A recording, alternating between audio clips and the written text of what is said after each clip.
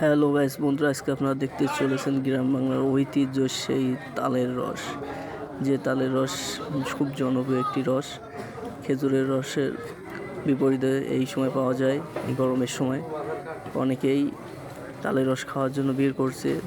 দেখতে পাচ্ছেন চাচাও খুব সুন্দর করে খাচ্ছেন, হাতে সিগারেট রয়েছে, কিন্তু রস দেখে আর সামনে থাকতে পারেননি, তাই রস খাওয়া শুরু করে দিয়েছে। তাই আজকে ভাবলাম একটু রস খাই, তাই গুটি গুটি পায়ে আগে আসলাম চাচার দিকে।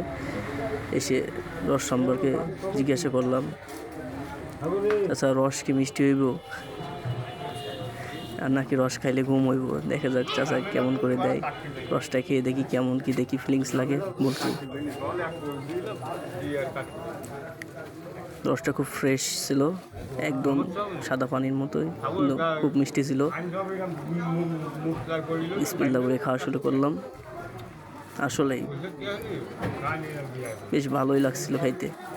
আমার খাওয়া দেখি পাশে আর একজন চলে আসলো রস খাওয়ার জন্য। খুব মজা করে খাইলাম, একবারেই খাইলে তো মজা শেষ, তাই 3বার খাইলাম। মাত্র 10 টাকা গ্লাস।